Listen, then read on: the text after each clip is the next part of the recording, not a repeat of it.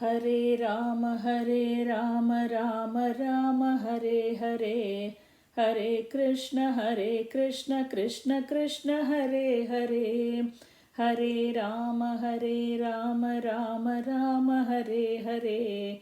Hare Krishna, Krishna Krishna, Hare Hare. Hare Rama, Rama Rama, Hare Hare.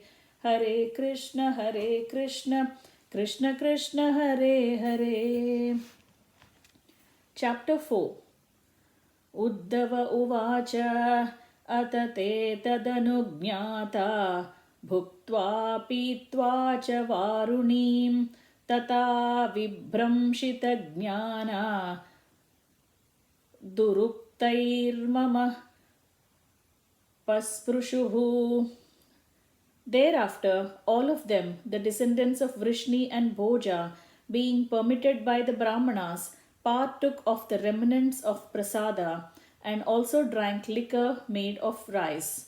By drinking, they all became delirious, and bereft of knowledge, they touched the cores of each other's hearts with harsh words. Tesham Maitreya-doshena Vishamikruta-chetasam Nimlochatis Ravavasid Venunamiva Mardanam. As by the friction of bamboos destruction takes place, so also at sunset by the interaction of the faults of intoxication all their minds became unbalanced and destruction took place.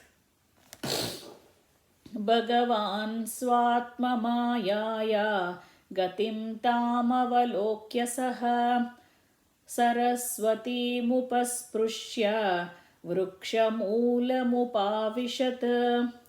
The personality of Godhead, Lord Sri Krishna, after foreseeing the end of his family, by his internal potency, went to the bank of the river Saraswati, sipped water, and sat down underneath a tree. Aham chokto bhagavata prapannartiharenaha badarim tvam prayahiti swakulam sanjihirshuna. The Lord is the vanquisher of distresses of one who surrendered unto him. Thus he who desired to destroy his family told me previously to go to Badrikashrama. Tadabipretam Janannahamarindhama Prushtatonvagamam Bartuhu Padavishleshanakshamah. Yet, in spite of my knowing his desire to destroy the dynasty, O Arindama, Vidura, I followed him because it was impossible for me to bear separation from the lotus feet of the Master. Adrakshame-kamasinam Vichinvan Dayitam Patim Sriniketam Saraswatyam Krutaketam Krutaketanam. Thus following, I saw my patron and master, Lord Sri Krishna, sitting alone, deeply thinking, taking shelter on the bank of the river Saraswati, although he is the shelter of the goodness of fortune. Shyamavadatam Vijaram Prashantarunalochanam Dhorbhishchaturbhirviditam Pitakaushambarena cha.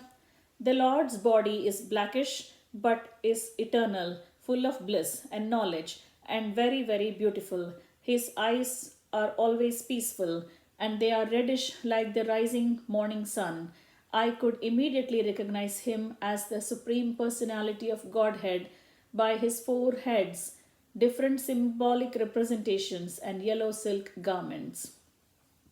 वाम ऊरावदिश्रित्य दक्षिणाङ्घ्रिसरोरुहम् अपा अपाश्रितार्भकाश्वत्थम् अकृशं त्यक्तपिप्पलम्. The Lord was sitting, taking rest against a young banyan tree with his right lotus foot on his left thigh, and although he had left all household comforts, he looked quite cheerful in that posture.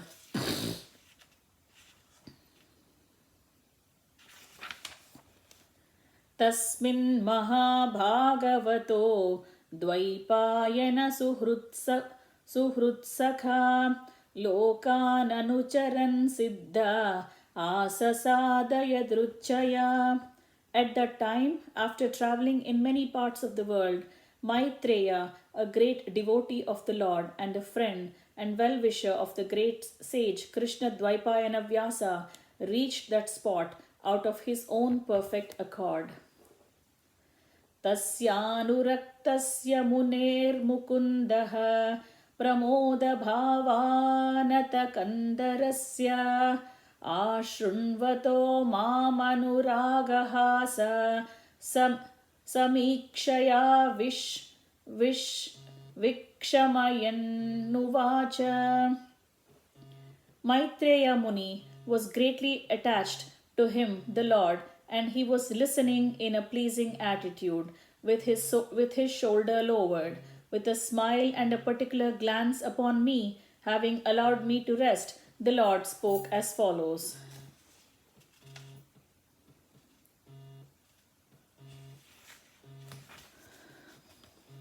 Shri Bhagavanuvacha Vedahamantarmana Sipsitam te dadami yattadduravapamanyaihi satre pura vishwasrujam vasunam matsiddhikamena vaso tvayeshtaha. O Vasu, I know from within your mind what you desired in days of yore, when the Vasus and other demigods responsible for expanding the universal affairs performed sacrifices. You particularly desired to achieve my association. This is very difficult to obtain for others, but I award it unto you.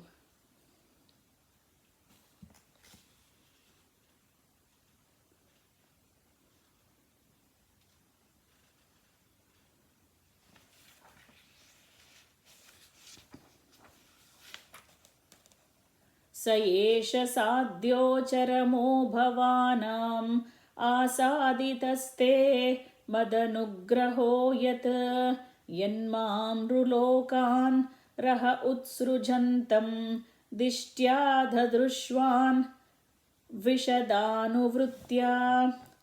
O honest one, your present life is the last and supermost, because in this term of life you have been awarded my ultimate favor. Now you can go to my transcendental abode, Vaikunta, by leaving this universe of conditioned living entities. Your visit to me in this lonely place because of your pure and unflinching devotional service is a great boon for you. Pura maya प्रोक्तमजायनाम्भे पद्मे निषण्णाय ममादिसर्गे ज्ञानं परं मन्महिवामभासं यत्सूरयो भागवतं वदन्ति. O Uddhava, in the lotus millennium, in the days of the yore, at the beginning of the creation, I spoke unto Brahma, who is situated on the lotus that grows out of my navel, about my transcendental glories, which the great sages describe as Shrimad Bhaghavatam. Ityadrushoktah paramasya pumsah प्रतीक्षिणानुग्रहभाजनोऽहं स्नेहोत्तरोमा स्वलिताक्षरस्तं मुञ्चञ्च्रुतः प्राञ्जलिराभभाषे. Uddhava said, O Vidura, when I was thus favored at every moment by the Supreme Personality of Godhead and addressed by him with great affection, my words failed in tears, and the hairs on my body erupted. After smearing my tears, I, with folded hands, spoke like this. कौन विशत्ते पादसरोजभाजां सुदुर्लभोक्तेषु चतुष्वपीह तथापि नाहं प्रवृणोऽपि भूमन् भवत्पदाम्भोजनिषेवरोत्सुकः. O my Lord, devotees who engage in the transcendental, loving service of your lotus feet have no difficulty in achieving anything within the realm of the four principles of religiosity, economic development, sense gratification, and liberation. But, O Great One, as far as I am concerned, I have preferred only to engage in the loving service of your lotus feet.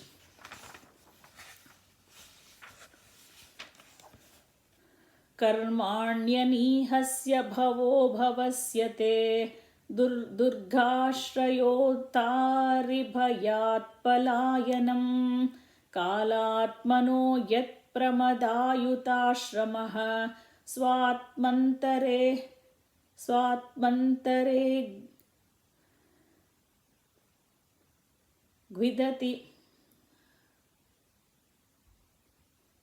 खिदति Dhirvidhamiha.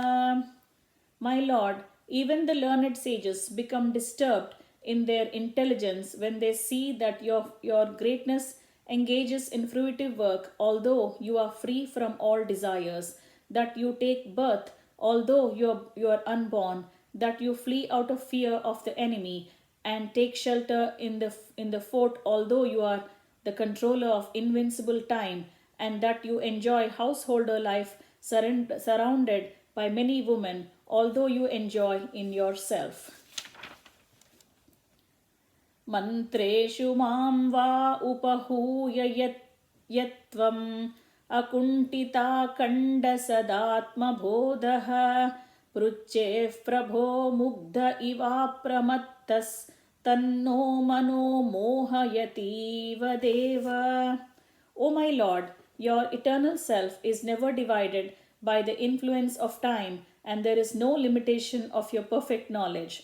Thus, you are sufficiently able to conduct with yourself, yet you called upon me for consultation as if bewildered, although you are never bewildered, and this act of yours bewilders me.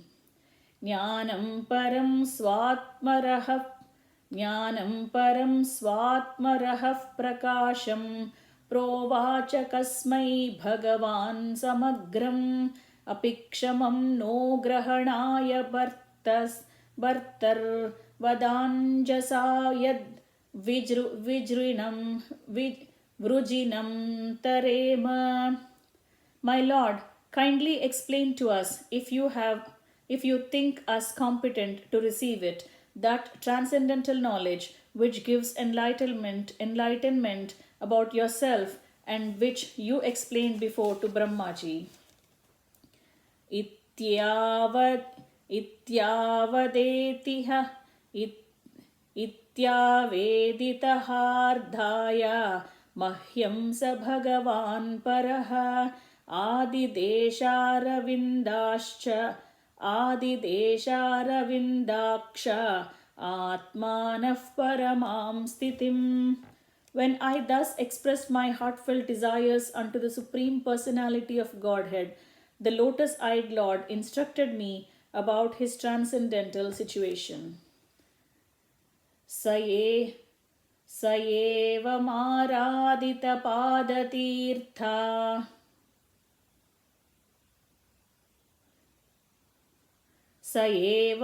स एवमाराधितपादतीर्थाद् अधीततत्त्वात्मविबोधमर्गः प्रणम्य पादौ परिवृत्य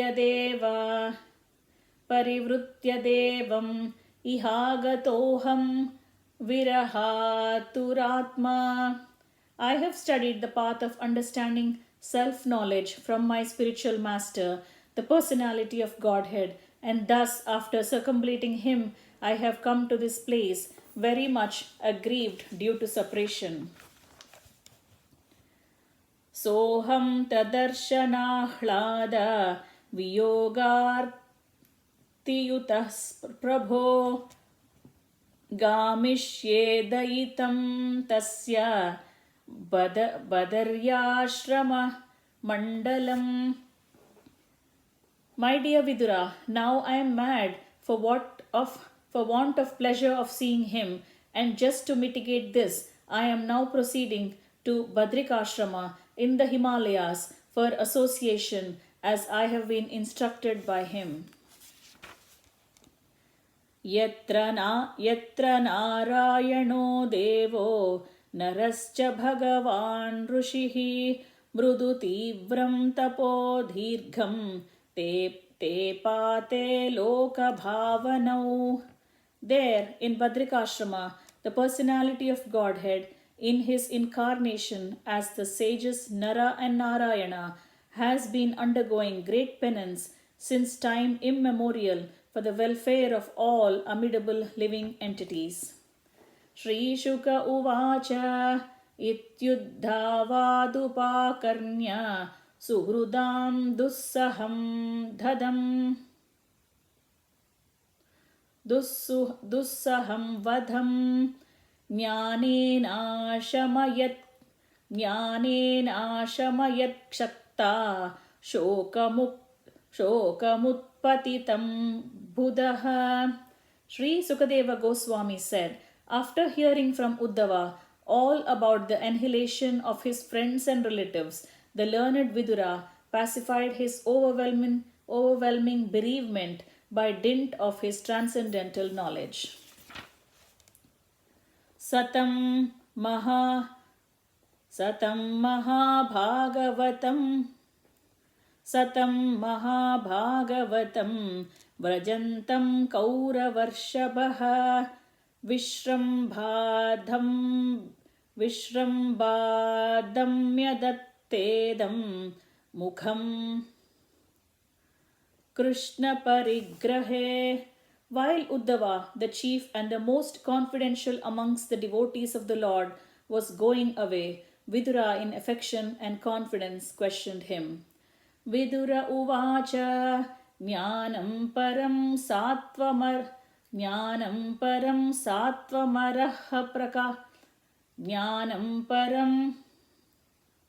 Swatmaraha Prakasham Yadaha Yogeshwara Ishwaraste Vaktum Bhavan Norhati Yaddi Vishnor Mrutya Swamrutyartha Krutascharanti. Vidura said, O Uddhava, because the servants of Vishnu, the Lord, wander in the interest of serving others, it is quite fit that you kindly describe the self-knowledge with which you have been enlightened by the Lord himself. Uddhava Uvacha Nanu te tattva samradhya Rushih Kausharavontike Sakshat Bhagavatadishto Martyalokam Jihasata. Sri Uddhava said, you may take lessons from the great learned sage Maitreya, who is nearby and who is worshipable for reception of transcendental knowledge. He was directly instructed by the personality of Godhead while he was about to quit his mortal world. Shri Shuka Uvacha iti saha vidurena vishvamurter gunakatata sudhaya plavitorutapaha Kshanamiva puline iti saha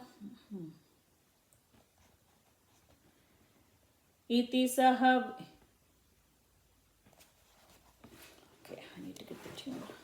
Krishna Krishna Krishna. Iti saha vidurena vishvamurter gunakataya sudhaya plavitorutapaha kshanamiva puline yamaswasutas yamaswasustam samushita aupaga virnisham tatogat. Sukadeva Goswami said, O Lord, after thus discussing with Vidura the transcendental name, fame, qualities, etc. on the bank of Yamuna, Uddhava was overwhelmed with great affection.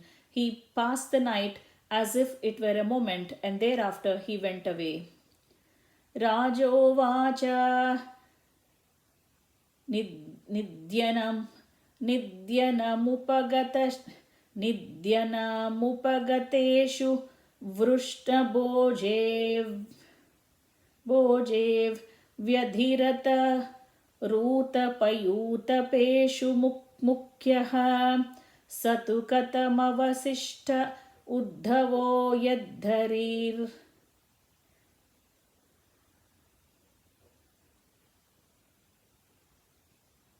Satu katama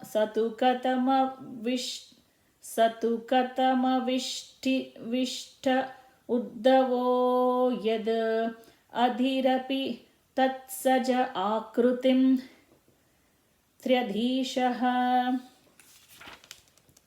The king inquired, at the end of the pastimes of the Lord of the three worlds, Sri Krishna, and after the disappearance of the members of Vrishni and Bhoja dynasties, who were the best of the great commanders, why did Uddhava alone remain?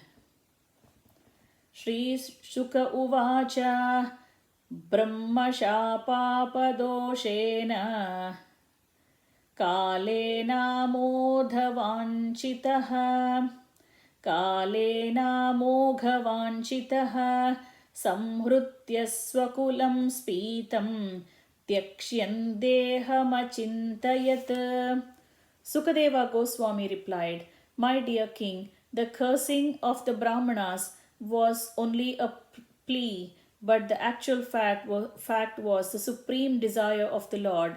He wanted to disappear from the face of the earth after dispatching his excessively numerous family members. He thought to himself as follows. Asmalokaduparate Mai jnanam madashrayam ahartyuddhavayevadha sampratyatmavatam varaha. Now I shall leave the vision of this mundane world, and I see that Uddhava, the foremost of my devotees, is the only one who can be directly entrusted with knowledge about me. Nodhavopnavati nodhavonvapi manyanuno yadgunairnardhita prabhuhu ato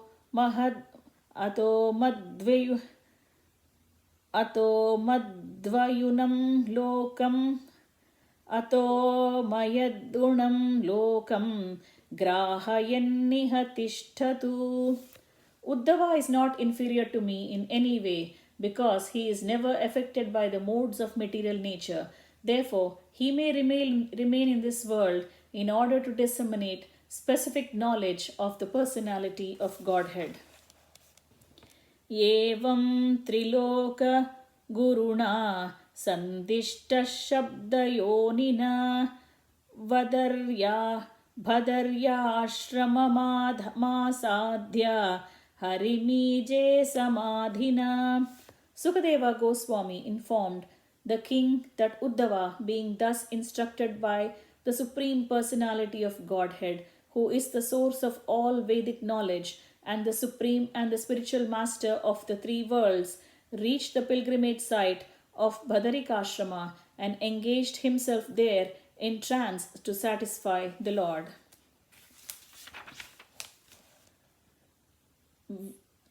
विदुरोऽप्युद्धवान् श्रुत्वा कृष्णस्य परमात्मनः क्रीडयोपात्तदेहस्य कर्माणि श्लाघितानि च. Vidura also heard from Uddhava about the appearance and disappearance of Lord Krishna, the super soul in the mortal world, which is a subject sought after with great perseverance by the great sages. देहन्यासं च तस्यैवं धीराणां धैर्यवर्धनम् अन्येषां दुष्करतरं पशूनां विक्लवात्मनाम्. The Lord's glorious acts and his acceptance of various transcendental forms for the performance of extraordinary pastimes in the mortal world are very difficult for anyone other than his devotees to understand, and for the beasts they are simply a mental disturbance.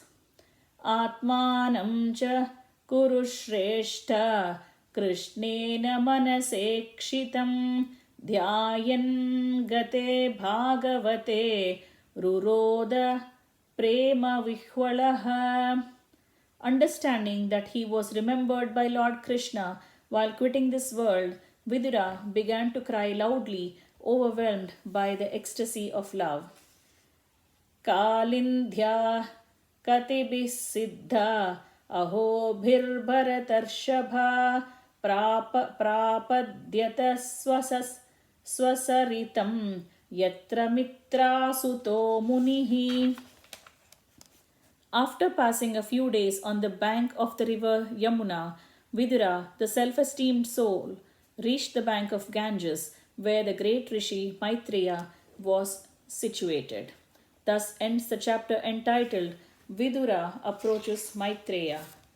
Hare Rama, Rama Rama, Hare Hare, Hare Krishna, Krishna Krishna, Hare Hare, Hare Rama, Rama Rama, Hare Hare, Hare Krishna, Krishna Krishna, Hare Hare, Hare Rama, Rama Hare Hare, Hare Krishna, Krishna Krishna, Hare Hare.